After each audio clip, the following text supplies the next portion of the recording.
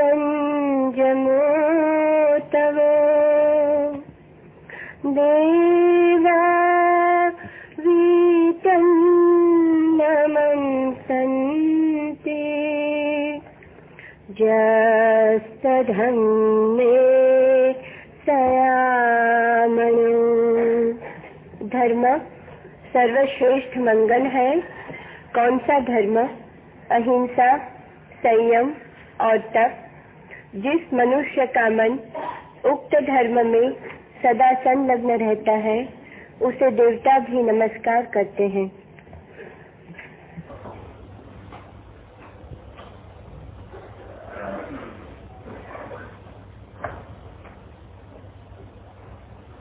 वाहतक का चौथा चरण है रस परित्याग।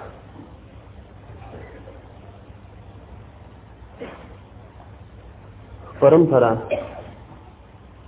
रस परित्याग से अर्थ लेती रही है किन्हीं रसों का, किन्हीं स्वादों का निषेध, नियंत्रण।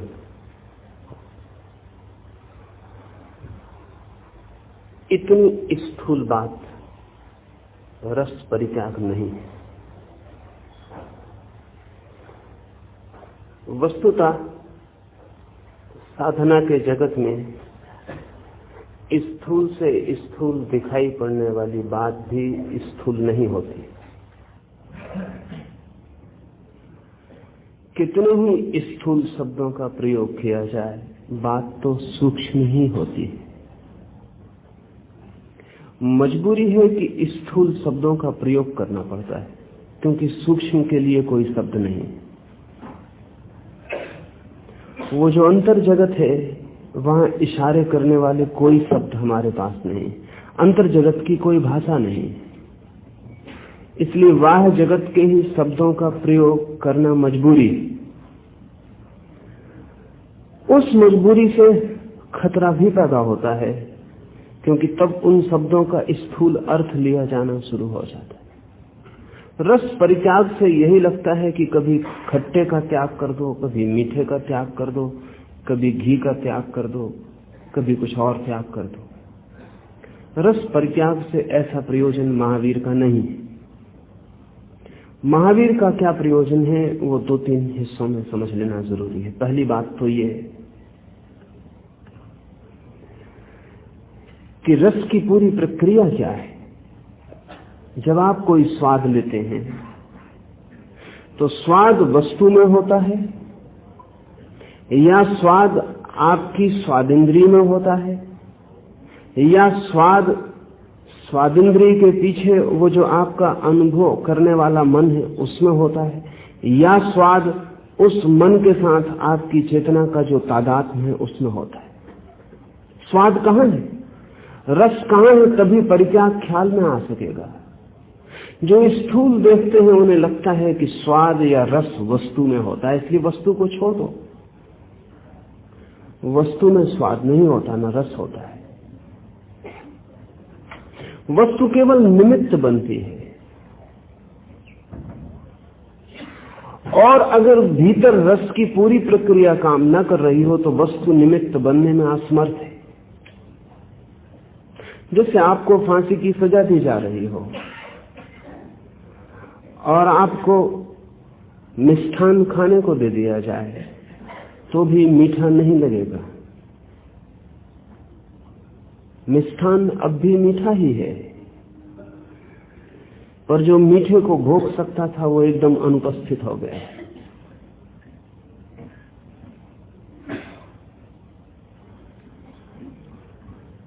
स्वादिंद्री अब भी खबर देगी, क्योंकि स्वादिंद्री को कोई भी पता नहीं है कि फांसी लग रही है, न पता हो सकता है।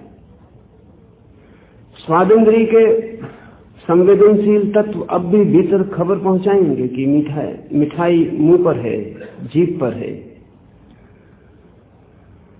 लेकिन मन उस खबर को लेने की तैयारी नहीं दिखाएगा।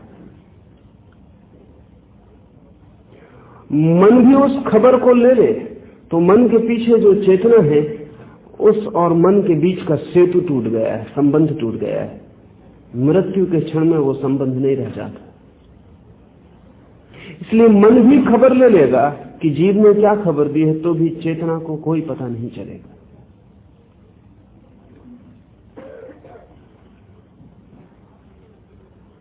आपके व्यक्तित्व को बदलने के लिए हजारों वर्षों से जब भी कोई बहुत उलझन होती है तो शॉक ट्रीटमेंट का उपयोग करते रहे हैं चिकित्सक। जब भी कोई उलझन होती है तो आपको इतना गहरा धक्का देने का प्रयोग करते रहे हैं शॉक का, और उससे कई बार बहुत गहरी उलझन सुलझ जाती है। और शॉक ट्रीटमेंट का कुल अर्थ इतना ही है कि आपकी चेतना और आपके मन का सेतु क्षण भर को टूट जाए। उस सेतु के टूटते ही आपकी भीतर की सारी व्यवस्था जैसी कल तक थी रुग्ण, वो अव्यवस्थित हो जाती, अराजक हो जाती। और नई व्यवस्था कोई भी रुग्ण नहीं बनाना चाहता। इसलिए शॉक ट्रीटमेंट का कुल भरोसा इतना है कि एक बार पुरानी व्यवस्था का ढांचा टूट जाए तो आप फिर शायद उस ढांचे को ना बना सकेंगे। सुना है मैंने कि एक बहुत बड़े मनोचिकित्सक के पास एक रुग्ण कैथोलिक नन, कैथोलिक साध्वी को लाया गया था। 6 महीने से निरंतर उसे हिचकी आ रही थी, वो बंद नहीं होती थी, वो नींद में भी चलती रहती थी। सारे चिकित्सा, सारे उपाय कर लिए गए थे, वो हिचकी बंद नहीं हो रही थी। चिकित्सक थक गए थे और उन्होंने कहा कि अब हमारे पास कोई उपाय नहीं, शायद मनस चिकित्सक कुछ कर सके। तो मनस चिकित्सक के पास लाया गया। बहुत लोग उस साध्वी को मानने वाले थे, आदर करने वाले थे, वे सब उसके साथ आए थे। वो साध्वी प्रभु का भजन करती हुई भीतर प्रविष्ट हुई, वो निरंतर प्रभु का स्मरण करती रहती थी। चिकित्सक ने पता नहीं उससे क्या कहा कि 2 ही क्षण बाद वो रोती हुई बाहर वापस लौटी। उसके भक्त देखकर हैरान हुए कि वो एक क्षण में ही रोती हुई वापस आ गई, रो रही है। भगवान का 6 महीने का स्मरण जो नहीं कर सका था वो हो गया है। रो तो जरूर ही, लेकिन हिचकी बंद हो गई। पीछे से चिकित्सक आया, वो तो साध्वी दौड़ के बाहर निकल गई। उसके भक्तों ने पूछा कि आपने ऐसा क्या कहा कि उसको इतनी पीड़ा पहुंची। चिकित्सक ने कहा कि मैंने उससे कहा हिचकी तो कुछ भी नहीं है, यू आर प्रेग्नेंट, तुम गर्भवती हो। अब कैथोलिक नन, कैथोलिक साध्वी गर्भवती हो, इससे बड़ा शॉक नहीं हो सकता। उनके भक्तों ने कहा आप ये क्या कह रहे। उस चिकित्सक ने तुम घबराओ मत, इसके अतिरिक्त हिचकी बंद नहीं हो सकती थी।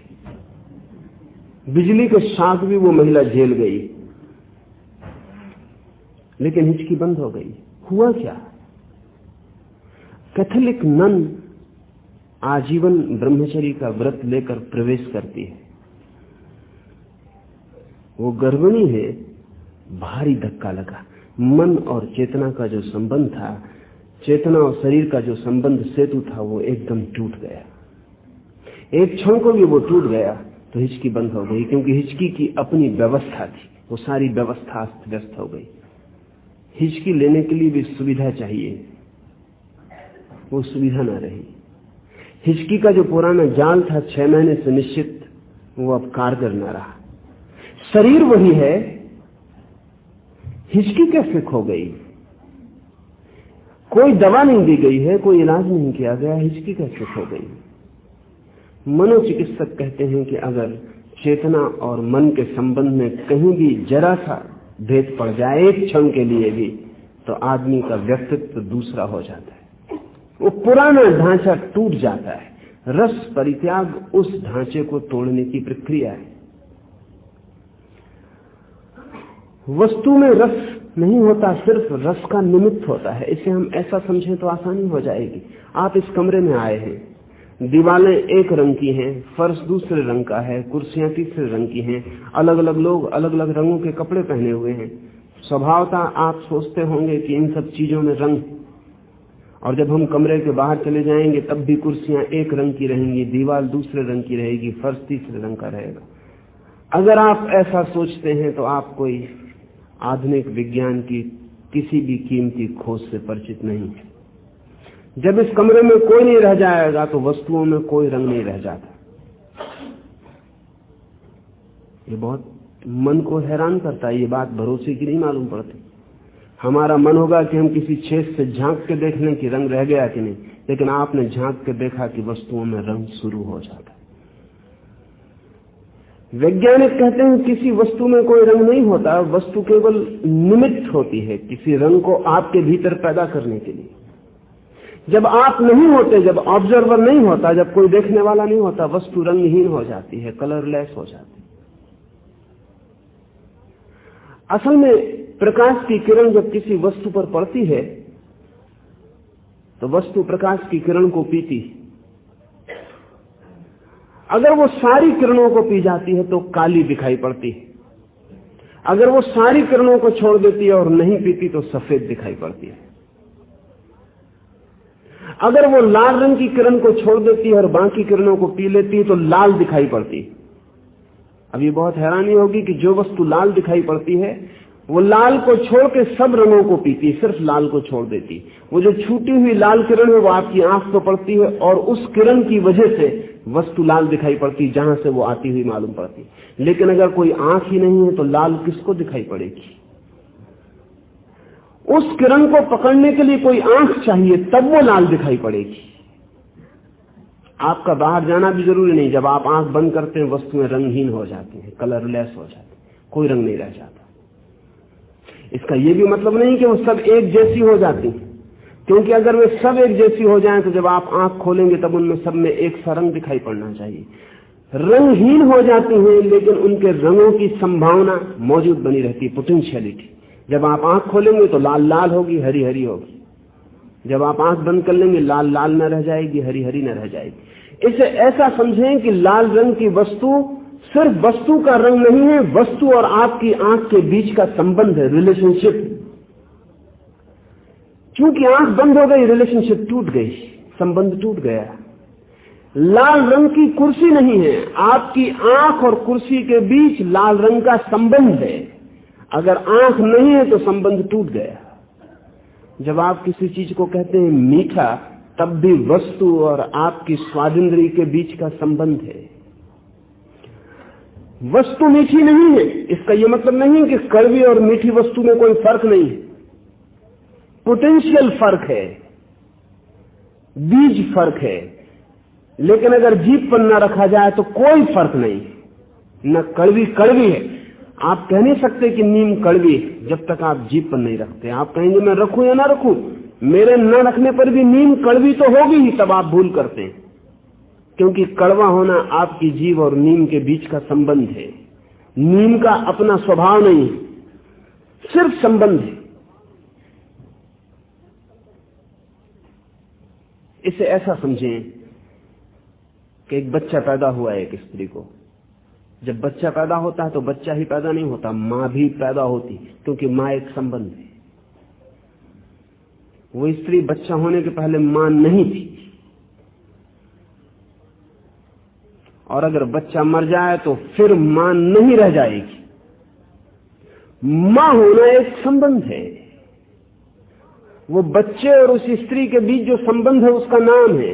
बच्चे के बिना वो मां नहीं हो सकती, बच्चा भी मां के बिना नहीं हो सकता।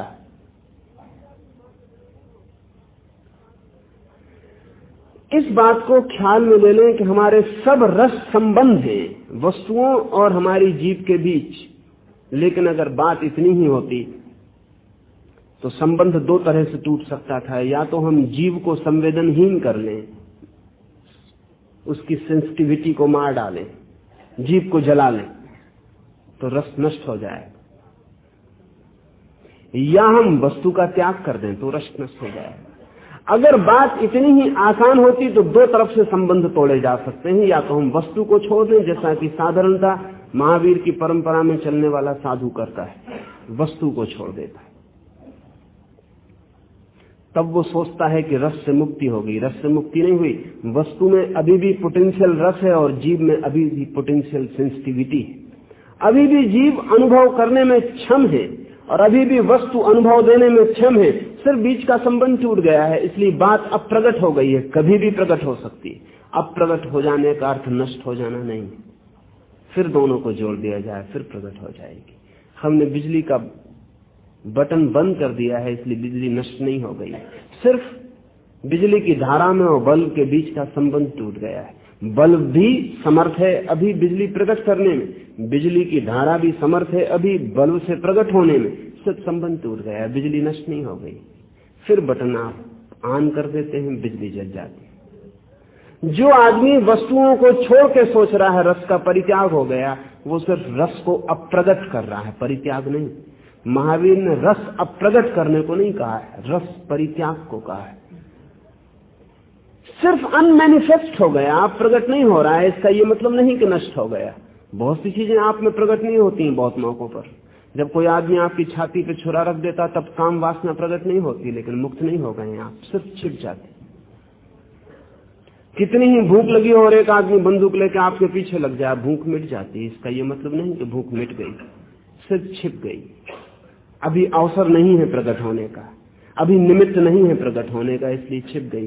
छिप जाने को त्याग मत समझ लेना। और अक्सर तो बात ऐसी है कि जो जो छिप जाता है वो छिप के और प्रबल और सशक्त हो जाता है। इसलिए जो आदमी रोज मिठाई खा रहा है उसको मीठे का जितना अनुभव होता है, जिस आदमी ने बहुत दिन तक मिठाई नहीं खाई है वो जब मिठाई खाता है तो उसका अनुभव और भी तीव्र होता है, उसका अनुभव और भी तीव्र होता है, क्योंकि इतने दिन तक रुका हुआ रस का जो अप्रगट रूप है वो एकदम से प्रकट होता है, वो फ्लडेड, उसमें बाढ़ आ जाती, आ ही जाएगी। इसलिए जो आदमी वस्तुएं छोड़ने से शुरू करेगा वो वस्तुओं से भयभीत होने लगेगा, वो डरेगा कि कहीं वस्तु पास ना आ जाए, अन्यथा रस पैदा हो सकता है। एक दूसरा उपाय है कि आप इंद्री को ही नष्ट कर लें, जीभ को जला डालें, जैसा कि बुखार में हो जाता है, लंबी बीमारी में हो जाता है। इंद्री के संवेदनशील जो तंतु हैं वो रुग्ण हो जाते, बीमार हो जाते, सो जाते, लेकिन तब भी रस का कोई अंत नहीं होता। अगर मेरी आंख फूट जाए तो भी रूप देखने की आकांक्षा नहीं चली जाती। अगर आंख ही से रूप देखने की आकांक्षा जाती होती तो बहुत आसान था। आंख हट जाने से, टूट जाने से, फूट जाने से रूप की आकांक्षा नहीं टूटती। कान फूट जाए तो भी ध्वनि का रस नहीं छूट जाता। मेरे पैर टूट जाएं तो भी चलने का मन नष्ट नहीं हो जाता। जो जानते हैं वो तो कहते हैं पूरा शरीर भी छूट जाए तो भी जीवेष्णा नष्ट नहीं होती, नहीं तो दोबारा जन्म होना असंभव है। जब पूरा शरीर छूट के भी नया जीवन हम फिर से पकड़ लेते हैं तो एक एक इंद्रिय को मार के क्या होगा? मृत्यु तो सभी इंद्रियों को मार डालती, सभी इंद्रियां मर जाती हैं, फिर सभी इंद्रियों को हम पैदा कर लेते हैं, क्योंकि इंद्रियां मूल नहीं है, मूल कहीं इंद्रियों से भी पीछे। इसलिए जो आंख कान तोड़ने में लगा हो वो भी बचकानी बातों में लगा है, वो नासमझी की बातों में लगा है, उससे रस नष्ट नहीं होगा। इंद्रिय के नष्ट होने से रस नष्ट नहीं होता, वस्तु के त्याग से रस नष्ट नहीं होता है, इंद्रिय के नष्ट होने से रस नष्ट नहीं होता। तो क्या हम मन को मार डालें? मन को मारने में भी लोग लगे, सोचते हैं कि मन को दबा दबा के नष्ट कर डालें, तो शायद, लेकिन मन बहुत उल्टा है। मन का नियम यही है कि जिस बात को हम मन से नष्ट करना चाहते हैं, मन उसी बात में ज्यादा रसपूर्ण हो जाता है।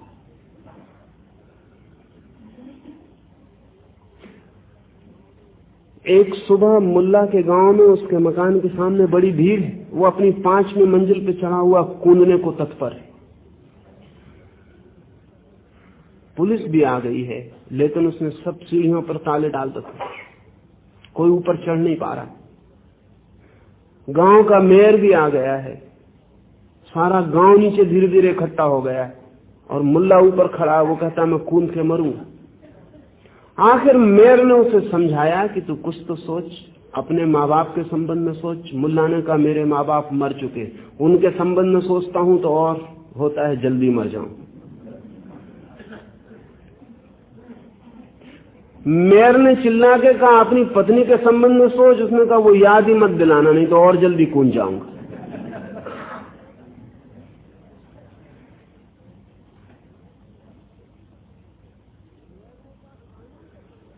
मेयर ने कहा कानून के संबंध में सोच, अगर आत्महत्या की कोशिश की फंसेगा।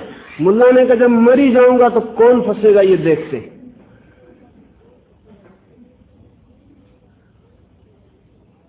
बड़ी मुश्किल थी, मेयर न समझा पाया। आखिर गुस्से में उसने कहा कि तेरी मर्जी तो कूद, इसी वक्त कूद और मर जा। मुल्ला ने कहा तू कौन है मुझे सलाह देने वाला? नहीं मरूंगा।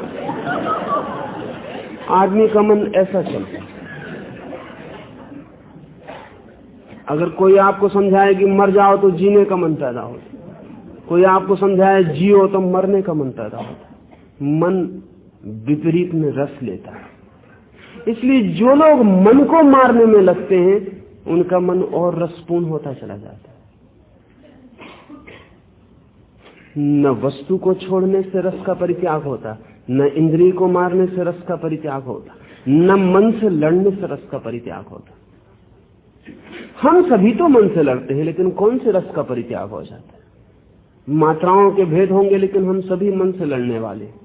हम मन को कितना दबाते हैं, कितना समझाते, इससे कोई फर्क नहीं पड़ता। जिस चीज के लिए आप मन को समझाते हैं, मन उसी की मांग बढ़ाता चला जाता है। असल में आप जब समझाते हैं तभी आप स्वीकार कर लेते हैं कि आप कमजोर हैं और मन ताकतवर है। और जब एक बार आपने अपने मन के सामने अपनी कमजोरी स्वीकार कर ली तो मन फिर आपकी गर्दन को दबाता चला जाए। आप मन से कहते हैं ये मत मांग, ये मत मांग, ये मत मांग, लेकिन आपको ख्याल है कि नियम क्या है? जितना ही आप कहते हैं मत मांग, मांगने में रस आ जाता है। लगता है जरूर कुछ मांगने जैसी चीज है, जरूर कुछ पाने जैसी चीज है। मन को जितना रोकते हैं उसकी उत्सुकता बढ़ती है और गहन होती है। मन के जितने द्वार बंद करते हैं उसकी जिज्ञासा उतनी बढ़ती है, उतना लगता है कि कोई द्वार खोल के झांक लूं और देख लूं। तो जो भी मन के साथ लड़ने में लगेगा वो रस को जगाने में लगेगा।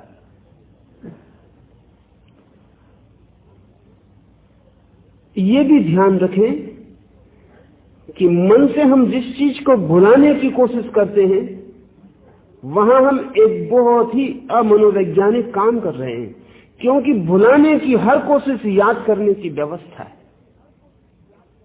इसलिए कोई आदमी किसी को भुला नहीं सकता, भूल सकता है, भुला नहीं सकता। अगर आप किसी को भुलाना चाहते हैं तो आप कभी ना भुला पाएंगे, क्योंकि जब भी आप भुलाते हैं तभी आप फिर से याद करते हैं।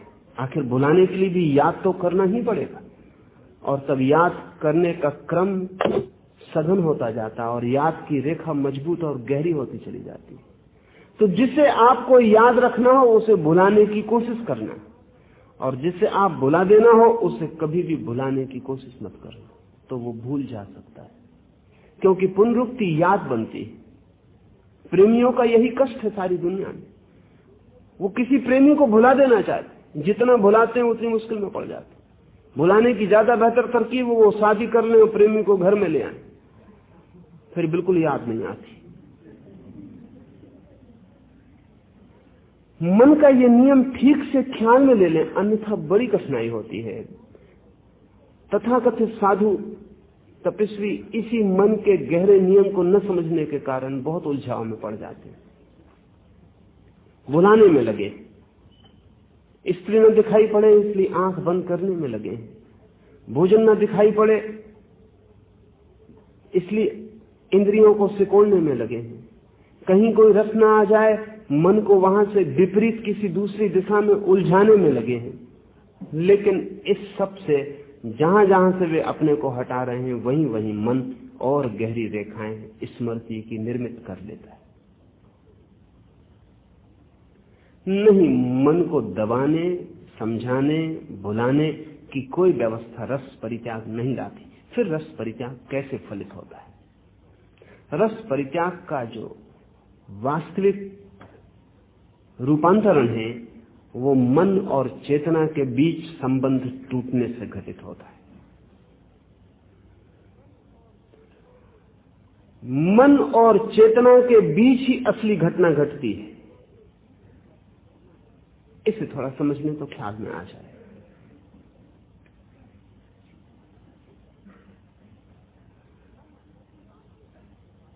मन उसी बात में रस ले पाता है जिसमें चेतना का सहयोग हो, कोऑपरेशन हो। जिस बात में चेतना का सहयोग ना हो उसमें मन रस नहीं ले पाता, असमर्थ है।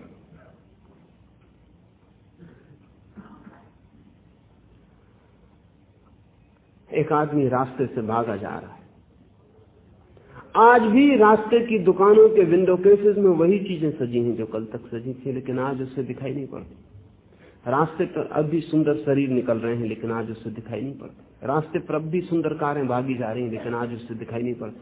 उसके घर में आग लगी है, वो भागा चला जा रहा। क्या हुआ? घर में आग लगी है तो हो क्या गया? चीजें तो अब भी गुजर रही हैं। मन वही है, इंद्रियां वही हैं, उन पर संघात वही पड़ रहे हैं, संवेदनाएं वही हैं, लेकिन आज उसकी चेतना कहीं और है। आज उसकी चेतना अपने मन के, अपने इंद्रियों के साथ नहीं। आज उसकी चेतना भाग गई है, वो वहां है जहां मकान में आग लगी है। लेकिन घर जाके पहुंचे और पता चले कि किसी और के मकान में आग लगी है, गलत खबर मिली थी। सब वापस लौट आए।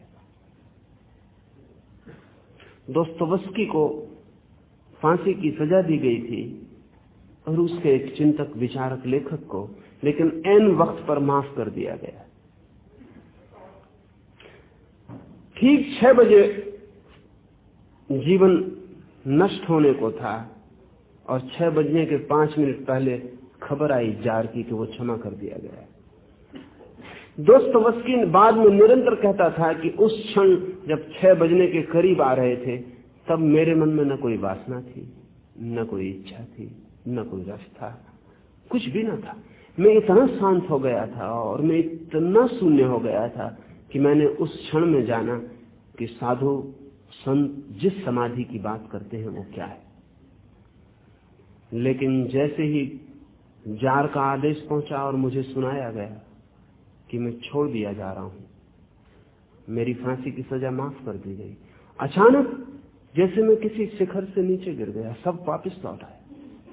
सब इच्छाएं, सब क्षुद्रतम इच्छाएं जिनका कोई मूल्य नहीं था क्षण भर पहले, वे सब वापस लौट आई।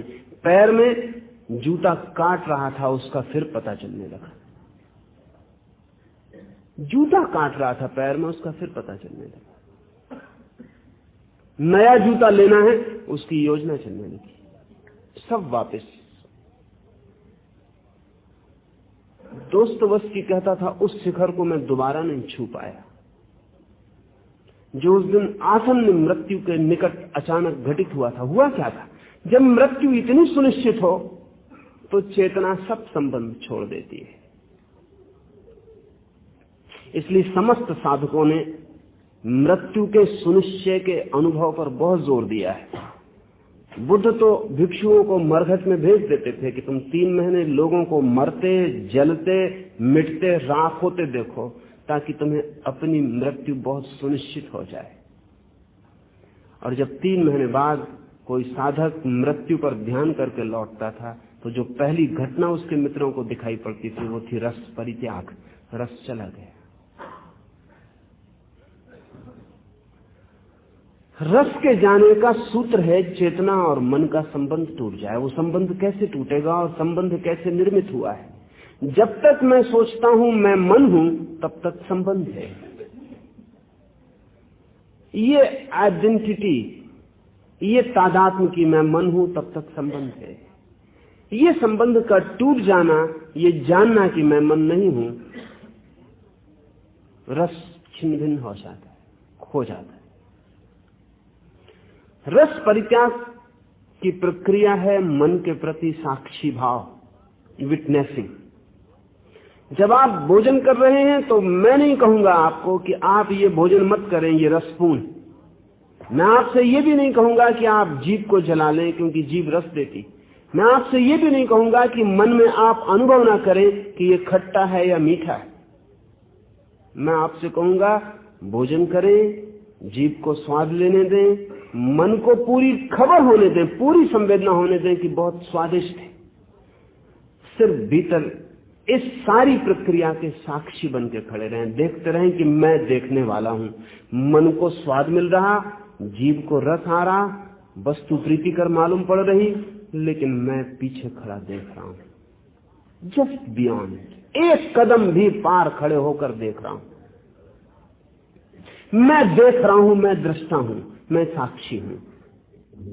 रस के अनुभव में सिर्फ इतना भाव गहन हो जाए तो आप अचानक पाएंगे कि इंद्रियां वही हैं, उन्हें नष्ट करना नहीं पड़ा, पदार्थ वही हैं, उन्हें छोड़कर भागना नहीं पड़ा, मन वही है, वो उतना ही संवेदनशील है, उतना ही सजग जीवंत है, लेकिन रस का जो आकर्षण था वो खो गया।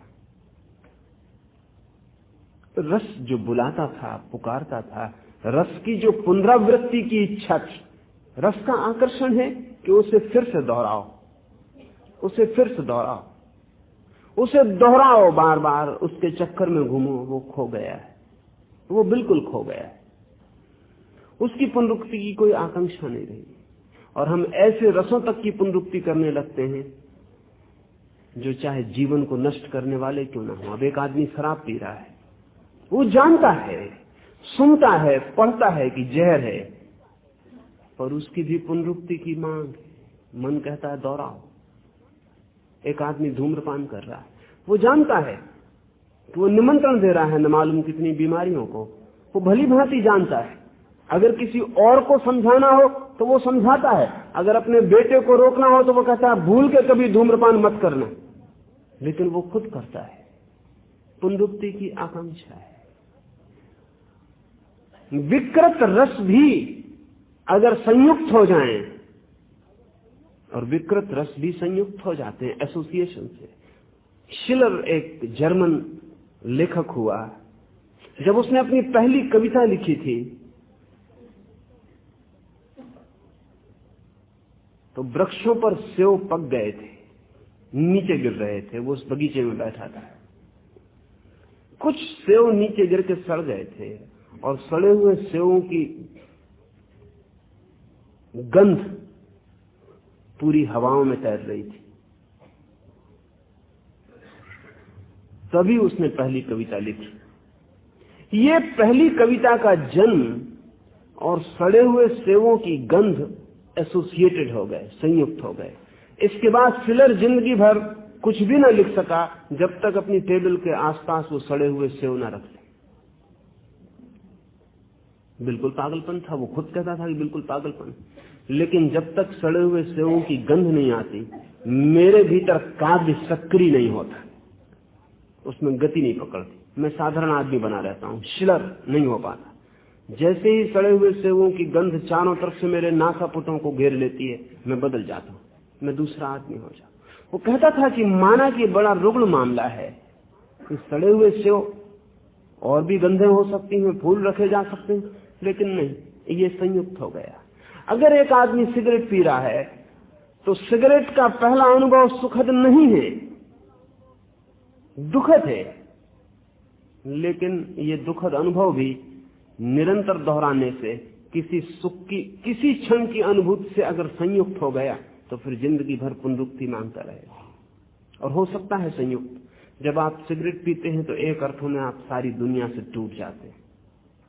सिगरेट पीना एक अर्थ में मैस्टरबेटरी है, वो हस्त मैथुन जैसी चीज है, मनोवैज्ञानिक ऐसा कहते हैं। आप अपने में ही बंद हो जाते हैं, दुनिया से कोई लेना देना नहीं, अपना धुआं है, उड़ा रहे हैं, बैठे। दुनिया टूट गई, आपके और दुनिया के बीच एक स्मोक कर्टेन आ गया। पत्नी होगी घर में, मतलब नहीं, दुकान चलती है या नहीं चलती, मतलब नहीं, कहां क्या हो रहा है, मतलब नहीं। आपको इतना मतलब है कि आप धुआं भीतर खींच रहे और बाहर छोड़ रहे। आप सारे जगत से टूट गए, आइसोलेट हो गए, अकेले हो गए। अकेले में एक तरह का रस आता है, आइसोलेशन में रस, वही तो एकांत के साधक को आता है। अब आप ये जान के हैरान होंगे कि एकांत के साधक को जो आता है, अगर वो किसी क्षण में सिगरेट पीने में आ गया, और आ सकता है और आ जाता है, क्योंकि सिगरेट भी तोड़ती है। इसलिए अकेला आदमी बैठा रहे तो थोड़ी देर में सिगरेट पीना शुरू कर देता है। ख्याल मिट जाता है सब चारों तरफ का, अपने में बंद हो जाता है, क्लोजिंग हो जाती है। ये वैसे ही है जैसा छोटा बच्चा अकेला पड़ा हुआ अपना अंगूठा पीता रहता है। जब छोटा बच्चा अपना अंगूठा पीता है, ही इज डिस्कनेक्टेड, उसका दुनिया से कोई संबंध नहीं रहा, दुनिया से उसे कोई मतलब नहीं, उसे अपनी मां से भी अब मतलब नहीं। इसलिए मनोवैज्ञानिक कहते हैं बच्चे को बहुत ज्यादा अंगूठा मत पीने देना, अन्यथा उसकी जिंदगी में सामाजिकता कम हो जाएगी। अगर कोई बच्चा बहुत दिन तक अंगूठा पीता रहे तो वो एकांगी और अकेला हो जाएगा, वो दूसरों से मित्रता नहीं बना सकेगा। मित्रता की जरूरत नहीं, अपना अंगूठा ही मित्र का काम देता है, किसी से कुछ मतलब नहीं। जो बच्चा अंगूठा पीने लगेगा उसका मां से प्रेम निर्मित नहीं हो पाएगा, क्योंकि मां से जो प्रेम निर्मित होता है वो उसके स्तन के माध्यम से ही होता है और कोई माध्यम नहीं। अगर वो अपने अंगूठे से इतना रस लेने लगा जितना मां के स्तन से मिलता रहा है तो वो मां से इंडिपेंडेंट हो गया, अब उसकी कोई डिपेंडेंस नहीं मालूम होती उसको, अब वो निर्भर नहीं। और जो बच्चा अपनी मां से प्रेम नहीं कर पाएगा इस दुनिया में वो फिर किसी से प्रेम नहीं कर पाएगा, क्योंकि प्रेम का पहला पाठ ही नहीं हो पाया। वो बच्चा अपने में बंद हो गया। एक अर्थ में वो बच्चा अब समाज का हिस्सा नहीं रह गया। और जान के आप हैरान होंगे, जो बच्चे बचपन में ज्यादा अंगूठा पीते हैं वही बच्चे बड़े होकर सिगरेट पीते हैं। जिन बच्चों ने बचपन में अंगूठा कम पिया है या नहीं पिया है उनके जीवन में सिगरेट पीने की संभावना ना के बराबर हो जाती है, क्योंकि सिगरेट जो है वो अंगूठे का सब्स्टिट्यूट है, वो उसका परिपूरक है। अब बड़ा आदमी अंगूठा पिए तो जरा बेहुदा मालूम पड़ेगा, तो उसने सिगरेट ईजाद की है, चुरुट ईजाद किया है, उसने ईजाद की चीजें, उसने हुक्का ईजाद किया है, लेकिन पी रहा है वो अंगूठा, वो कुछ और नहीं पी रहा है। लेकिन बड़ा है तो एकदम सीधा सीधा अंगूठा पिएगा तो जरा बेहुदा लगेगा, लोग क्या कहेंगे, इसलिए उसने एक परिपूरक इंतजाम कर लिया है। अब लोग कुछ भी ना कहेंगे, ज्यादा से ज्यादा इतनी कहेंगे कि सिगरेट पीने से नुकसान होता है। अंगूठा पीने से कोई भी ना कहेगा कि नुकसान होता है, लेकिन अंगूठा पीते देख के आदमी चौंक जाएंगे कि ये क्या कर रहे हो। सिगरेट पीने से इतना ही कहेंगे कि ना नुकसान होता है तो वो कहेगा क्या करें, मजबूरी है, वो तो मैं भी जानता हूं, लेकिन आदत पड़ गई। अंगूठे में वो बुद्धू मालूम पड़ेगा, सिगरेट में वो समझदार मालूम पड़ेगा।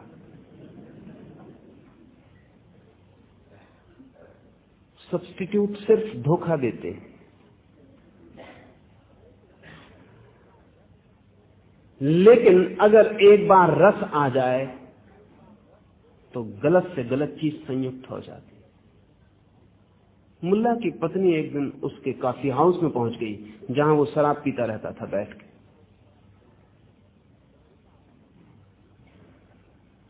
मुल्ला अपना टेबल पर गिलास और बोतल लिए बैठा था, पत्नी आ गई तो घबराया तो बहुत, लेकिन उसने पत्नी आ गई थी तो एक प्याली में उसको भी ढाल के शराब दी। पत्नी भी आई थी आज जांचने के लिए क्या करता रहता है। शराब उसने एक घूंट पिया, नितांत तिक्त और बेस्वाद था, उसने नीचे रख दिया और मुंह बिगाड़ा और उसने कहा कि मुल्ला तुम ये पीते रहते हो। मुल्ला ने कहा और सोचो, तू सोचती थी मैं बड़ा आनंद मनाता रहता हूं।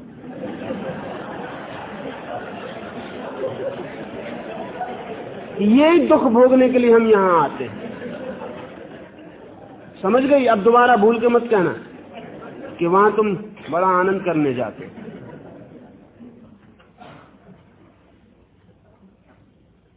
शराब का पहला अनुभव तो दुखद ही है, लेकिन शराब के गहरे अनुभव धीरे धीरे सुखद होने शुरू हो जाते हैं, क्योंकि शराब आपको जगत से तोड़ देती है, जगत की चिंताओं से तोड़ देती है। जगत मिट जाता है, आप ही रह जाते हैं। ये बहुत मजे की बात है कि ध्यान और शराब में थोड़ा संबंध है।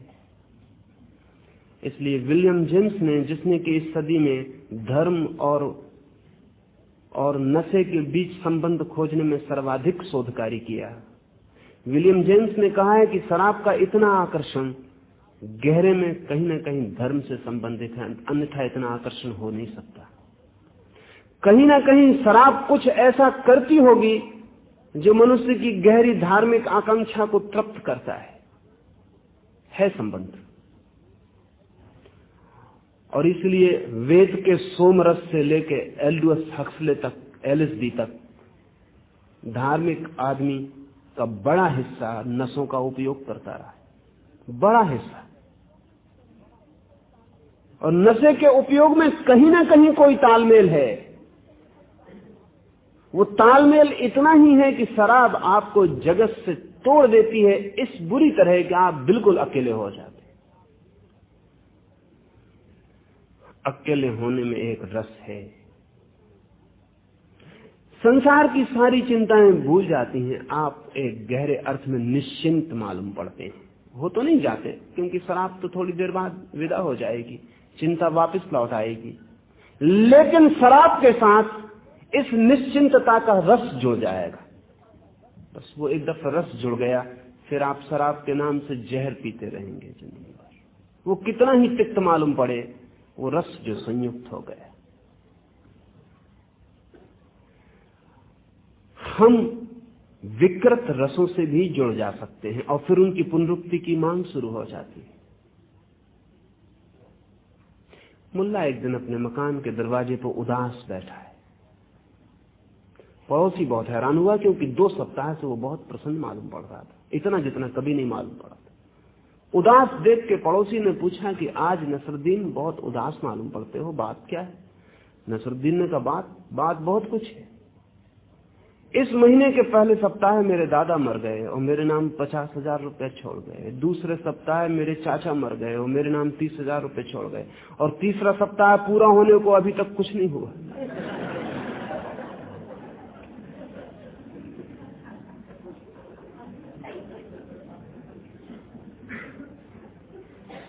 मन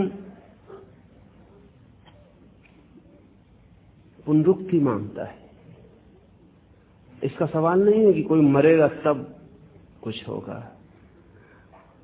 मरने का दुख एक तरफ रह गया, वो 50,000 रुपए मिलने का सुख। इसलिए मनस्विद कहते हैं कि सिर्फ गरीब बाप के मरने से बेटे दुखी होते हैं, अमीर बाप के मरने से केवल दुख प्रकट करते हैं।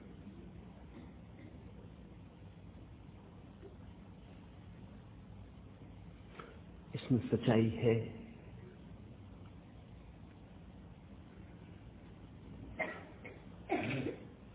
क्योंकि मृत्यु से भी ज्यादा कुछ और साथ में अमीर बाप के साथ घटता है। उसका धन भी बेटे के हाथ में आ जाता है। दुख वो प्रकट करता है, लेकिन वो दुख ऊपरी हो जाता है, भीतर एक रस भी आ जाता है। और अगर उसे पता चले कि बाप पुनः जिंदा हो गया, तो आप समझ सकते हैं कि मुसीबत कैसी मालूम पड़े। वो नहीं होता कभी जिंदा, ये दूसरी बात है। मुल्ला की जिंदगी में ऐसी तकलीफ हो गई थी। उसकी पत्नी मर गई, बामुश्किल मरी। अर्थी को उठा के ले जा रहे थे कि अर्थी सामने लगे हुए नीम के वृक्ष से टकरा गई। अंदर से आवाज आई हलन चलन की, लोगों ने अर्थी उतारी। पत्नी मरी नहीं थी, सिर्फ बेहोश थी। मुल्ला बड़ा छाती पीट कर रो रहा था। पत्नी को जिंदा देख के बड़ा दुखी हो गया, छाती पीट कर रो रहा था। पत्नी को जिंदा देख के बड़ा दुखी हो गया। फिर पत्नी 3 साल और जिंदा रही, फिर मरी। और जब अर्थी उठा के लोग चलने लगे, मुल्ला फिर छाती पीट कर रो रहा था। जब नीम के पास पहुंचे, उसने कहा, भाई हो जरा संभाल के, फिर से मत टकरा देना।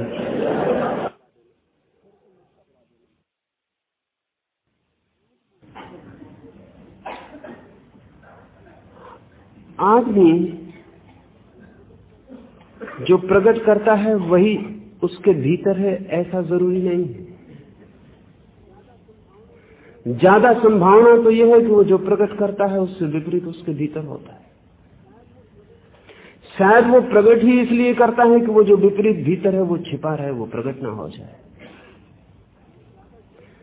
अगर ज्यादा जोर से छाती पीट कर रो रहा है तो जरूरी नहीं कि इतना दुख हो।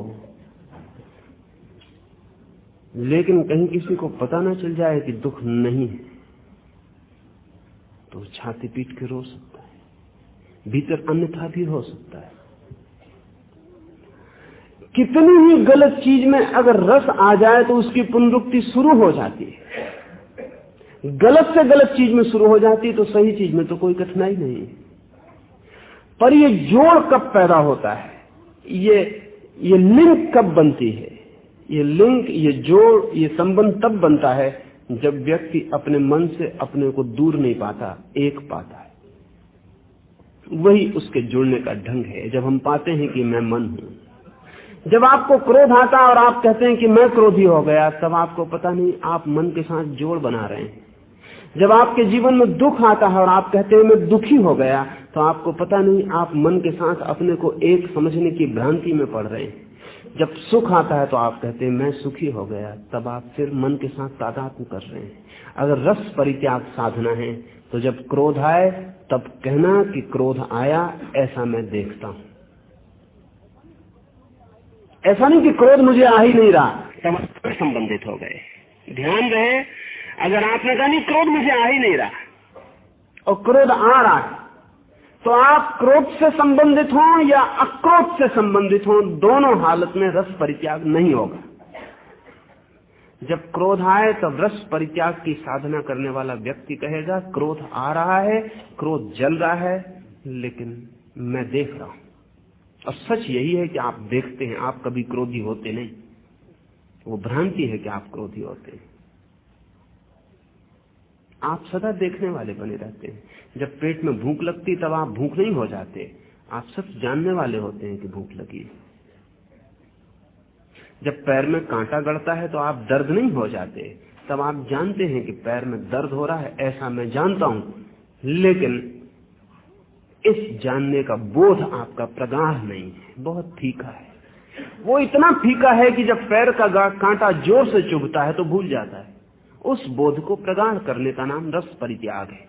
वो बोध जितना प्रगाढ़ होता जाए तब जीभ आपकी कहेगी बहुत स्वादिष्ट है, आप कहेंगे कि ठीक है। जीभ कहती है कि स्वादिष्ट है, ऐसा मैं सुनता हूं, ऐसा मैं देखता हूं, ऐसा मैं समझता हूं, लेकिन मैं अलग हूं। रसानुभव के बीच में साक्षी हूं। कोई सम्मान कर रहा है, फूलमालाएं डाल रहा है, तब आप जानते हैं कि फूलमालाएं डाली जा रही हैं, कोई सम्मान कर रहा है, मैं देख रहा हूं। कोई पत्थर मार रहा है, कोई गालियां दे रहा है, तब आप जानते हैं कि गालियां दी जा रही, पत्थर मारे जा रहे हैं, मैं देख रहा हूं। और एक बार इस दृष्टा के साथ संबंध बन जाए और इस मन के साथ संबंध शिथिल हो जाए तो आप पाएंगे सब रस खो गए। न वस्तुएं छोड़नी पड़ती, न जीभ काटनी पड़ती, न आंखें फोड़नी पड़ती, न तथाकथित आरोपण अपने ऊपर करना पड़ता, लेकिन रस खो जाते। और जब रस खो जाते हैं तो वस्तुएं अपने आप छूट जाती हैं। और जब रस खो जाते हैं तो इंद्रियां अपने आप शांत हो जाती हैं। और जब रस खो जाते हैं तो मन पुनरुक्ति की मांग बंद कर देता है, क्योंकि वो करता ही इसलिए था कि रस मिलता था। अब जब मालिक को ही रस नहीं मिलता तो बात समाप्त हो गई। मन हमारा नौकर है, छाया की तरह हमारे पीछे चलता है। हम जो कहते हैं वो मन दोहरा देता है। मन जो दोहराता है इंद्रियां वही मांगने लगती हैं, इंद्रियां जो मांगने लगती हैं हम उन्हीं के पदार्थों को इकट्ठा करने में जुट जाते हैं। ऐसा चक्कर है। इसे आप पहले केंद्र से ही तोड़ें। फिर भी महावीर इसे कहते हैं ये वाह तप है। ये बड़े मजे की बात है। इसे तोड़ना पड़ेगा भीतर, लेकिन फिर भी ये वाह तप है, क्योंकि जिससे आप तोड़ रहे हैं वो बाहर की ही चीज है, फिर भी बाहर की चीज।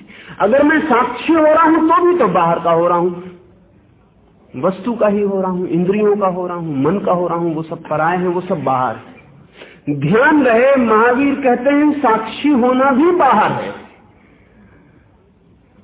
इसलिए जब केवली होता है कोई, तब वो साक्षी भी नहीं होता।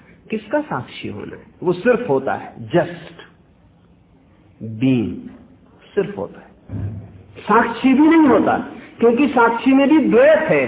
कोई है जिसका मैं साक्षी हूं, अभी वो कोई मौजूद है, इसलिए केवली साक्षी भी नहीं होता। जब तक मैं ज्ञाता हूं तब तक कोई ज्ञेय मौजूद है, इसलिए केवली ज्ञाता भी नहीं होता, मात्र ज्ञान रह जाता है। इसलिए महावीर इसे भी वाह कहेंगे, ये भी बाहर है। लेकिन बाहर का ये मतलब नहीं है कि आप बाहर की वस्तु को छोड़ने से शुरू करें। बाहर की वस्तु छूटना शुरू होगी, ये परिणाम होगा। अगर किसी व्यक्ति ने बाहर की वस्तु छोड़ने से शुरू किया तो वो मुश्किलों में पड़ जाएगा, वो उलझ जाएगा। वो जिस वस्तु को छोड़ेगा उसमें आकर्षण बढ़ जाएगा, वो जिससे भागेगा उसका निमंत्रण मिलने लगेगा, वो जिसका निषेध करेगा उसकी पुकार बढ़ जाएगी। जीभ से लड़ेगा, आंख से लड़ेगा तो मन और भी ज्यादा प्रताड़ित करने लगेगा। रस कायम है और इंद्रिय पास में नहीं तो मन और भी ज्यादा प्रताड़ित करेगा। अगर मन को दबाएगा, हटाएगा, समझाएगा, बुझाएगा तो मन उल्टी मांग करता है। सिर्फ एक ही जगह है जहां से रस टूट जाता है, वो है साक्षी भाव।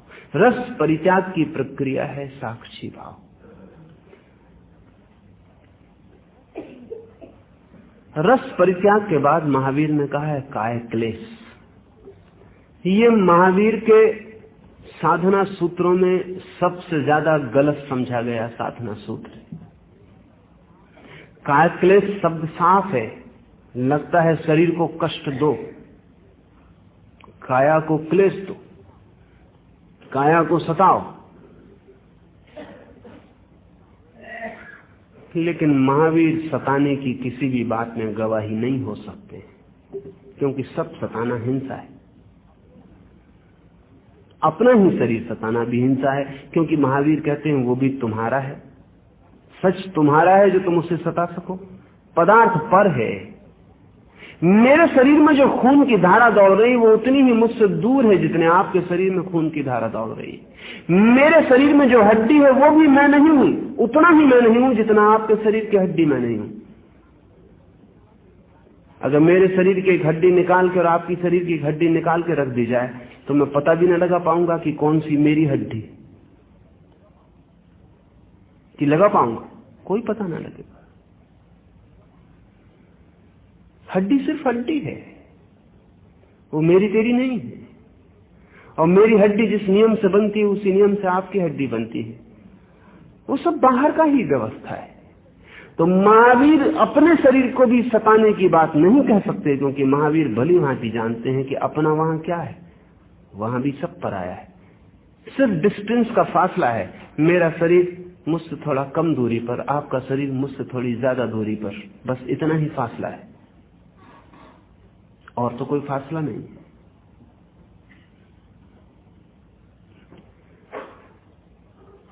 पर महावीर की परंपरा ने ऐसा ही समझा कि काया को सताओ, और इसलिए मैसोचिस्ट का, आत्म पीड़कों का बड़ा वर्ग महावीर की धारा में सम्मिलित हुआ। जिन जिन को लगता था कि अपने को सताने में मजा आ सकता है वो सम्मिलित हुए। अब ध्यान रहे, महावीर ने अपने बालों का लॉन्च किया, अपने बाल उखाड़ के फेंक दिए,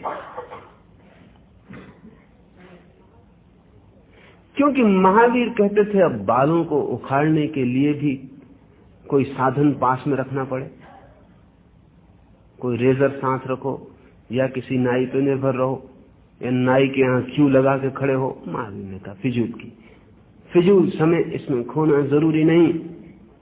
महावीर अपने बाल उखाड़ देते थे, लेकिन महावीर बाल उखाड़ते थे इसलिए नहीं कि बाल उखाड़ने में जो पीड़ा होती थी उस पीड़ा में उन्हें कोई रस था। सच तो यह है कि महावीर को बाल उखाड़ने में पीड़ा नहीं होती थी। ये थोड़ा समझने जैसा है। आपके शरीर में बाल और नाखून डेड पार्ट्स हैं, जिंदा हिस्से नहीं। नाखून और बाल मरे हुए हिस्से हैं, इसलिए तो कैंची से काट के दर्द नहीं होता। उंगली काटिए, बाल कैंची से कटता, आपको दर्द क्यों नहीं होता? If it is a part, अगर आपका ही हिस्सा है तो दर्द होना चाहिए। यदि वो जिंदा है तो दर्द होना चाहिए, लेकिन आपके बाल कटते रहते हैं, आपको पता भी नहीं चलता। बाल मरा हुआ हिस्सा है।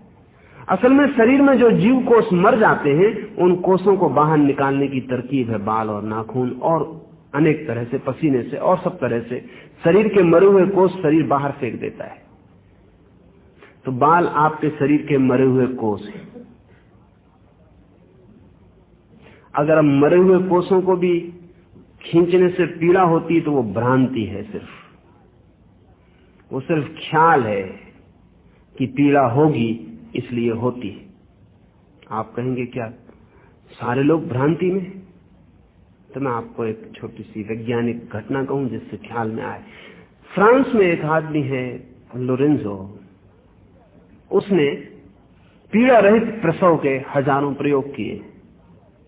कोई अब तक वो 1 लाख स्त्रियों को बिना दर्द के प्रसव करवाया है, बिना कोई दवा दिए, बिना कोई एनेस्थेसिया दिए, बिना बेहोश किए। जैसी स्त्री है वैसी ही उसे लिटा के बिना दर्द के वो बच्चे को पैदा करवा देता। वो कहता है सिर्फ ये भ्रांति है कि बच्चे के पैदा होने में दर्द होता है, ये सिर्फ ख्याल है। और चूंकि ये ख्याल है इसलिए जब मां को बच्चा होने के करीब आता है तब वो भयभीत होनी शुरू हो जाती कि अब दर्द होने वाला है, अब दर्द होगा। और चूंकि दर्द जब भी ख्याल में आता है तो वो अपने पूरी मांसपेशियों को भीतर सिकोड़ने लगती। दर्द सिकोड़ता है, ध्यान रहे, सुख फैलाता है, दुख सिकोड़ता है। जब आप दुख में होते तो सिकुड़ते हैं। अगर एक आदमी आपकी छाती पे छुरा लेके खड़ा हो जाए आपकी सब मांसपेशियां भीतर सिकुड़ जाती हैं। कोई आपके गले में फूलमाला डाल दे आपका सब फैल जाता है। फूलमाला डलवा के कभी वजन मत तुलवाना, ज्यादा निकल सकता है। आप हैरान होंगे, ये वैज्ञानिक निरीक्षित तथ्य है कि भगत सिंह का वजन फांसी पर बढ़ गया।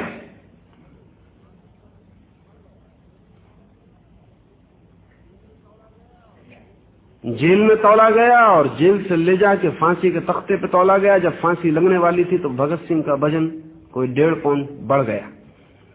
ये कैसे बढ़ गया? भगत सिंह इतना आनंदित था कि फैल सकता है। जब आप दुख में होते हैं तो अपने को आप सिकोड़ते हैं रक्षा के लिए। तो जब मां को डर लगता है कि अब पीड़ा आने वाली है, अब बच्चा होने वाला है, और उसने देखी है चीखें कराहें सुनी है अस्पतालों में, घर में, सब उसे पता है, वो अपने मांसपेशियों को भीतर सिकोड़ने लगती। जब वो मांसपेशियों को भीतर सिकोड़ती है और बच्चा बाहर निकालने के लिए धक्का देता है, पीड़ा शुरू होती, दर्द शुरू हो जाता है। जब दर्द शुरू होता है मां का भरोसा पक्का हो जाता है कि दर्द होने लगा, वो और जोर से सिकोड़ती है। वो जितने जोर से सिकोड़ती है बच्चा उतने जोर से धक्के देता, उसे बाहर निकलना है। दोनों के संघर्ष में पीड़ा और पेन पैदा होता है।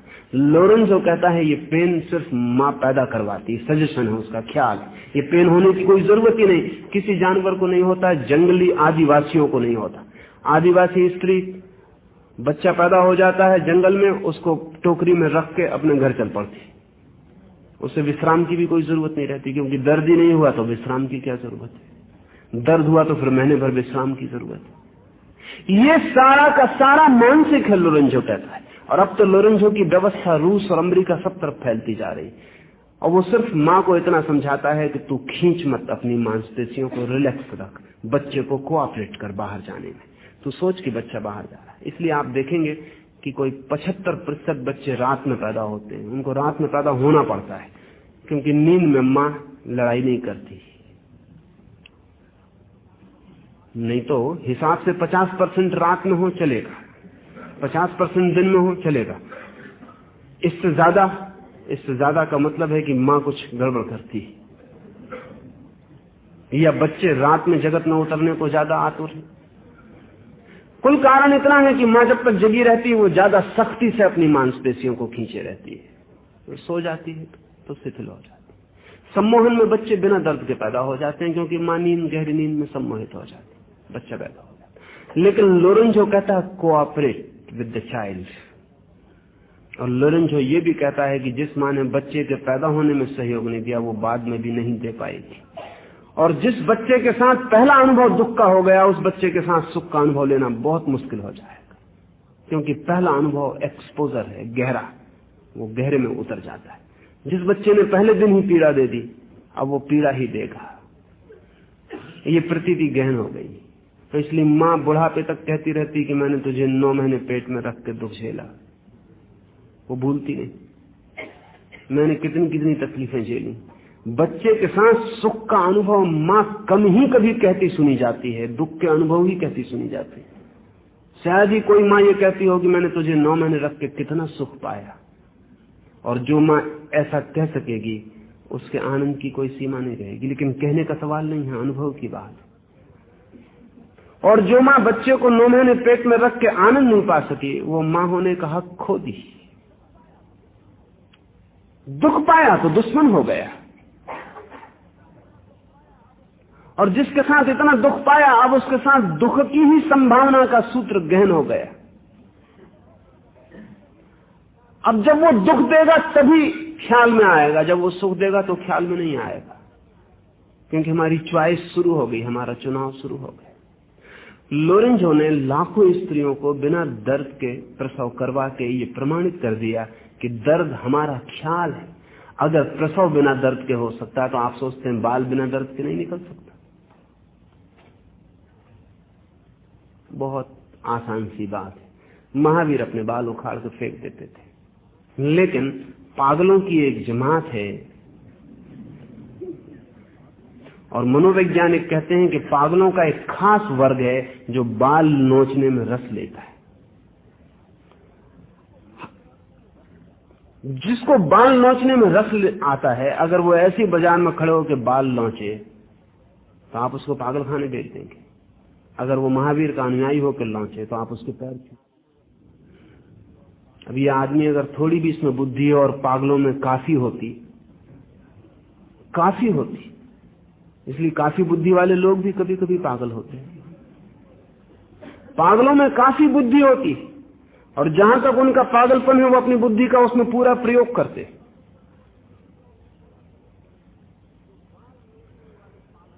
तो जो बाल नोचने वाले पागल हैं वो महावीर में उत्सुक होकर साथ खड़े हो जाएंगे। कुछ पागल हैं जिनको नग्न होने में रस आता है, उनको मनोवैज्ञानिक एग्जिबिशनिस्ट कहते हैं। अगर वे ऐसे ही नग्न खड़े हो तो पुलिस पकड़ के ले जाएगी। लेकिन महावीर को नग्न देख कर उनको बहुत मजा आ जाएगा, वो नग्न खड़े हो जाएंगे और तब आप उनके पैर छूने पहुंच जाएंगे। पता लगाना बहुत मुश्किल है कि वो नग्नता की वजह से महावीर के अनुयायी हो गए या महावीर के अनुयायी होने की वजह से नग्न हुए। बाल नोचने में उनको मजा आता है इसलिए महावीर के साथ चले गए, या महावीर के साथ चले गए उस राज को पा गए जहां बाल नोचने में कोई दर्द ही नहीं होता। तय करना बहुत मुश्किल है। आदमी के भीतर क्या हो रहा है ये बाहर से जांच बड़ी कठिन है। मुल्ला एक दिन चर्च में गया है सुनने, कोई बड़ा पादरी बोलने आया है, चला गया। एक ईसाई मित्र ने कहा, जाके बैठ गया, आगे ही बैठा है। प्रभावशाली आदमी, पादरी की भी नजर उस पर बार बार जाती। जब पादरी ने 10 कमांडमेंट्स पर बोलना शुरू किया, 10 आज्ञाओं पर, और जब उसने एक आज्ञा पर काफी बातें समझाई, दाउ शेल्ट नॉट स्टील, चोरी नहीं करना तुम, तो मुल्ला बड़ा बेचैन हो गया, उसके माथे पर पसीना आ गया। पादरी को ख्याल भी आया कि बहुत बेचैन है ये आदमी, क्या बात है, इतना बेचैन है कि वो लगता है कि उठ के न चला जाए, हाथ पर उसके सीधे नहीं। फिर पादरी दूसरी आज्ञा पर आया, thou shalt not commit adultery, व्यभिचार मत करना तुम। मुल्ला हंसने लगा, बड़ा प्रसन्न हुआ, बड़ा शांत और आनंदित दिखाई पड़ने लगा। पादरी और भी हैरान हुआ कि इसको हो क्या रहा। जब सभा समाप्त हो गई उसने मुल्ला को पकड़ा, कोने में ले गया और पूछा कि राज क्या है तुम्हारा। जब मैंने कहा चोरी मत करना तब तुम बहुत परेशान थे, तुम्हारे माथे पे पसीना आ गया, और जब मैंने कहा कि व्यभिचार मत करना तब तुम बड़े आनंदित हो गए। मुल्ला ने कहा कि अब आप नहीं मानते तो बता देता हूं, जब आपने कहा चोरी मत करना तब मुझे ख्याल आया कि मेरा छाता कोई चुरा ले गया, छाता दिखाई नहीं पड़ रहा, तो मैं मुसीबत में पड़ गया कि जरूर कोई चोर। मुझे गुस्सा भी बहुत आया कि कैसा चर्च है जहां चोर इकट्ठे हैं। लेकिन जब आपने कहा कि व्यभिचार मत करना तब मुझे फौरन ख्याल आ गया कि रात में मैं छाता कहां छोड़ आया हूं। कोई है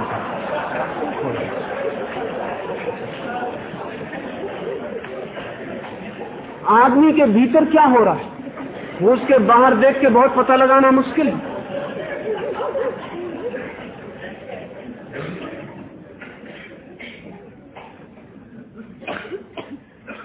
आदमी के भीतर सूक्ष्म में जो घटित होता है वो बाहर के प्रतीकों से पकड़ना अत्यंत कठिन। अक्सर ऐसा हुआ है कि महावीर के पास वे लोग भी इकट्ठे हो जाएंगे और जैसे जैसे महावीर से फासला बढ़ता जाएगा उनकी संख्या बढ़ती जाएगी और एक वक्त आएगा कि महावीर के पीछे चलने वाली भीड़ में अधिक लोग वे होंगे जो उन बातों से उत्सुक हुए जिन बातों से उत्सुक नहीं होना चाहिए था।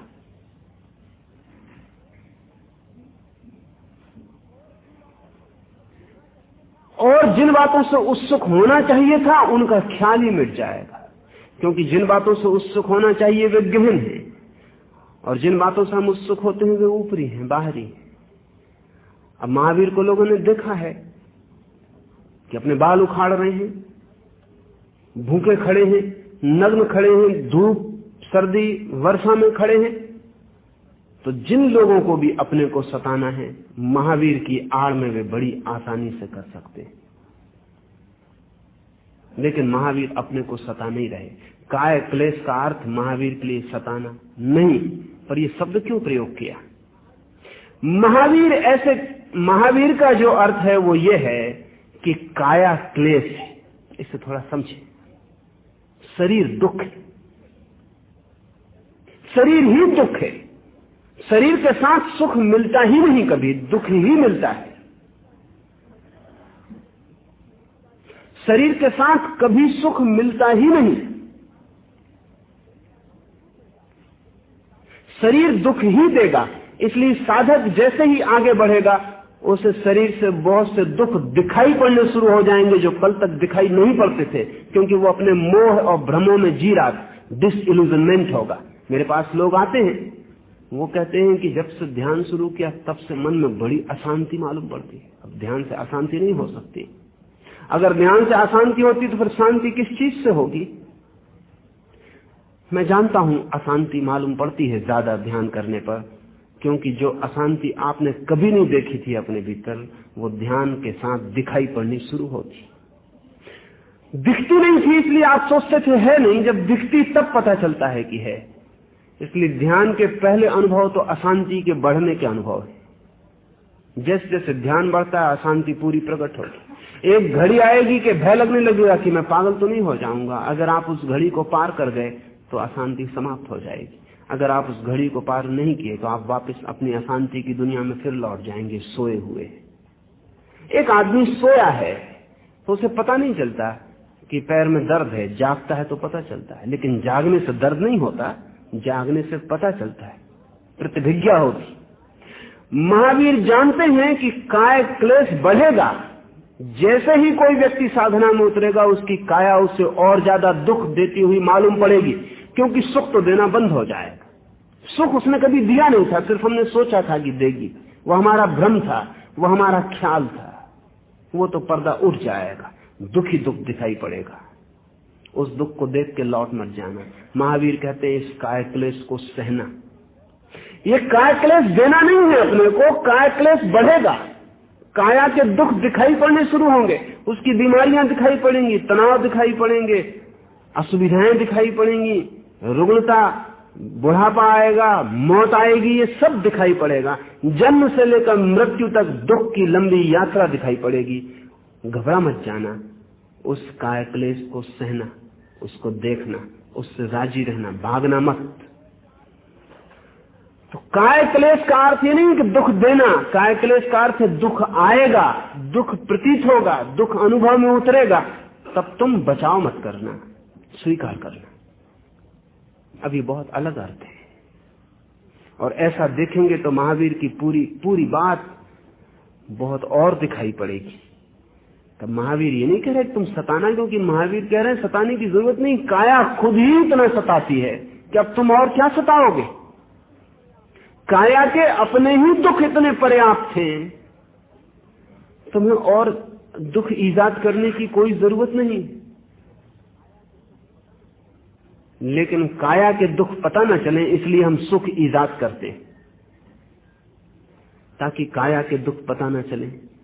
सुख का हम आयोजन करते हैं, कल हो जाएगा आयोजन, परसों हो जाएगा आयोजन, किसी न किसी दिन तो सुख मिलेगा ही, आज नहीं मिला कल मिलेगा, परसों मिलेगा, तो कल पे टालते जाते हैं, स्थगित करते जाते हैं। आज का दुख भुलाने के लिए कल का सुख निर्मित करते रहते हैं। आज पर पर्दा पड़ जाए इसलिए कल की रंगीन तस्वीर बनाए रखते हैं। इसलिए कोई आदमी आज में नहीं जीना चाहता, आज बड़ा दुखद है, सब कल पे टालते रहते हैं। आज बड़ा दुखद है। अभी अगर हम जाग जाएं तो सुख का सब भ्रम टूट जाए। महावीर जानते हैं कि जैसे साधना में भीतर प्रवेश होगा, कल टूटने लगेगा, आज ही जीना होगा और सारे दुख प्रगाढ़ होकर चुभेंगे, सब तरफ से दुख खड़े हो जाएंगे, सब तरफ बुढ़ापा और मौत दिखाई पड़ने लगेगी, कहीं सुख का कोई सहारा न रहेगा। जो कागज की नाव आप सोचते थे पार कर देगी वो डूब जाएगी, जो आप सोचते थे सहारा है वो खो जाएगा, जिन भ्रमों के आश्रय आप जीते थे वो मिट जाएंगे। जब बिल्कुल भ्रमशून्य डिसइल्यूजन्ड आप सागर में खड़े होंगे, डूबते होंगे, न नाव होगी न सहारा होगा, न किनारा दिखाई पड़ता होगा, तब बड़ा क्लेश होगा। उस क्लेश को सहना, उस क्लेश को स्वीकार करना, जानना कि वो जीवन की नियति है, जानना कि वो प्रकृति का स्वभाव है, जानना कि ऐसा है। काय क्लेश का अर्थ है ये कि जो भी क्लेश आए उसे स्वीकार करना, जानना कि ऐसा है। उससे बचने की कोशिश मत करना, उससे बचने की कोशिश ही भविष्य के स्वप्न में ले जाती है। उसके विपरीत सुख बनाने की चिंता में मत पड़ना, क्योंकि वो सुख बनाने की चिंता उसे देखने नहीं देती, जानने नहीं देती, पहचानने नहीं देती। और ध्यान रहे, इस जगत में जिसे मुक्त होना है, सुख से मुक्त कोई नहीं हो सकता, दुख से ही मुक्त होना होता है। सुख है ही नहीं तो मुक्त क्या होइएगा, वो भ्रम है। दुख से मुक्त होना होता है और दुख से मुक्ति दुख की स्वीकृति में छिपी है, एक्सेप्टेबिलिटी में छिपी है, टोटल एक्सेप्टेबिलिटी, समग्र स्वीकार। एक काय क्लेश का अर्थ है काया दुख है, उसका समग्र स्वीकार।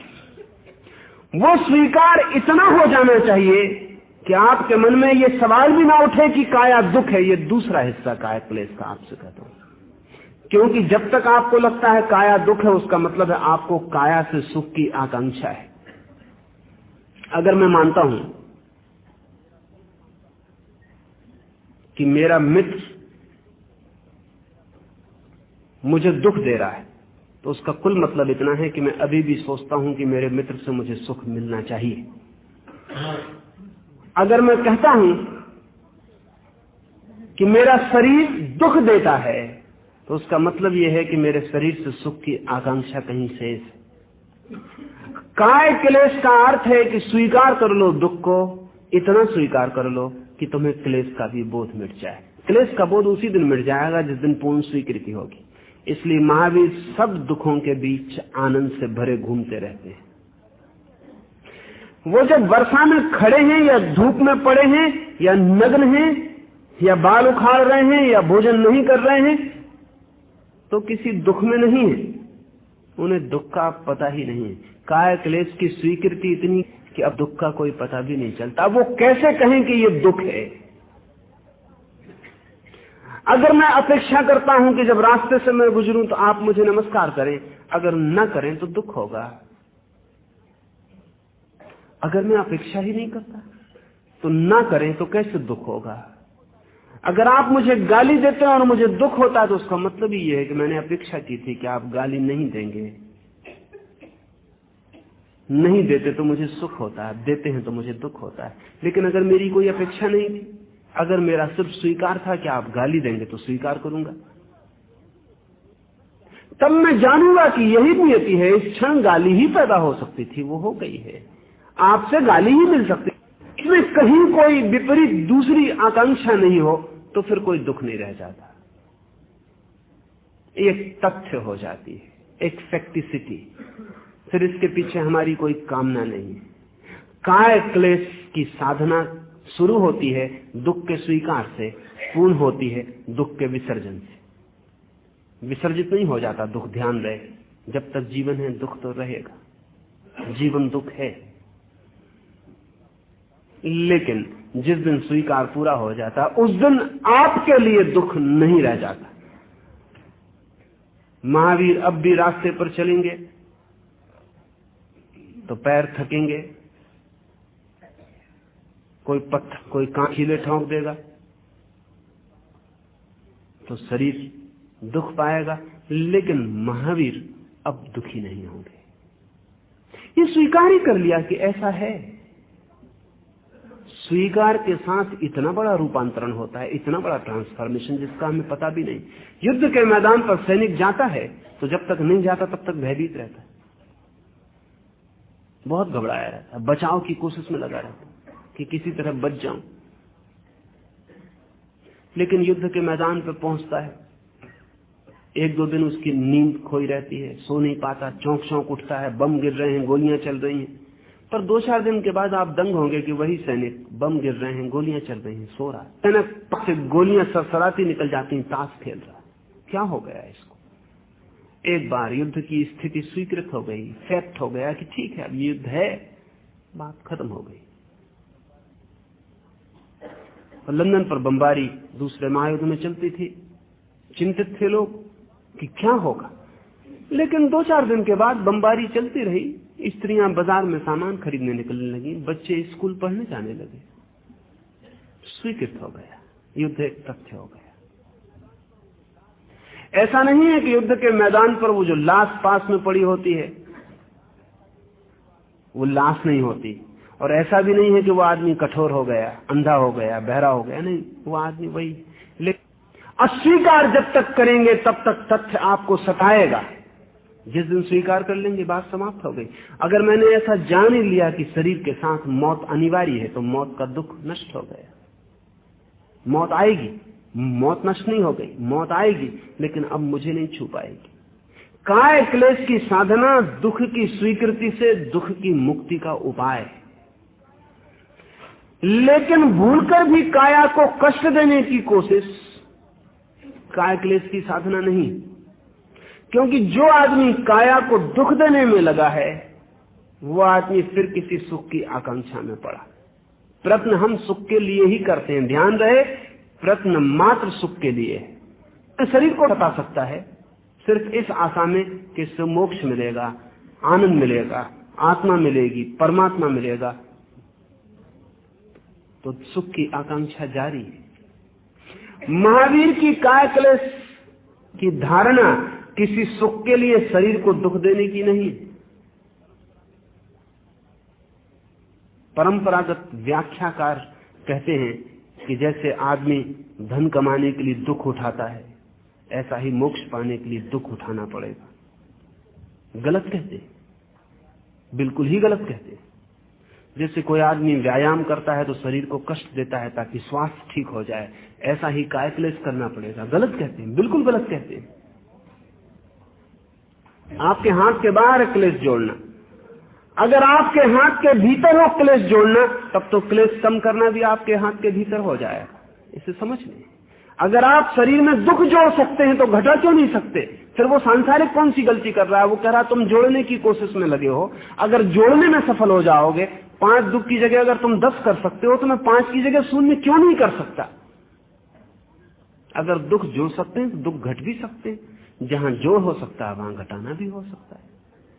तो ये तथाकथित धार्मिक आदमी जो शरीर को दुख दे रहा है इसमें, और भोगी जो शरीर के दुख कम करने में लगा है, कोई भेद नहीं। इनका तर्क एक ही है, इनकी निष्ठा भी एक है, इनकी श्रद्धा में भी एक ही है। महावीर कहते हैं न तुम जोड़ सकते न तुम घटा सकते, जो है उसे चाहो तो स्वीकार कर लो, चाहो तो अस्वीकार कर दो, इतना तुम कर सकते हो। जो अल्टरनेटिव है, जो विकल्प है, वो स्वीकार और अस्वीकार में है, वो घटाने और बढ़ाने में नहीं है। तुम चाहो तो स्वीकार कर लो, तुम चाहो तो अस्वीकार कर दो। ध्यान रहे, स्वीकार कर लोगे तो दुख शून्य हो जाएगा, अस्वीकार कर दोगे तो दुख जितना अस्वीकार करोगे उतना गुना ज्यादा हो जाएगा। काय क्लेश का अर्थ है पूर्ण स्वीकृति, जो है उसकी वैसे ही स्वीकृति। महावीर के कानों में खीले जिस दिन ठोके गए तो कथा कहती है कि इंद्र ने आके महावीर को कहा कि आप मुझे आज्ञा दें, हमें बड़ी पीड़ा होती है, हमें पीड़ा होती है। तो महावीर ने कहा कि मेरे शरीर में ठोके जाने से तुम्हें इतनी पीड़ा होती है, तो तुम्हारे शरीर में ठोके जाने से तुम्हें कितनी न होगी।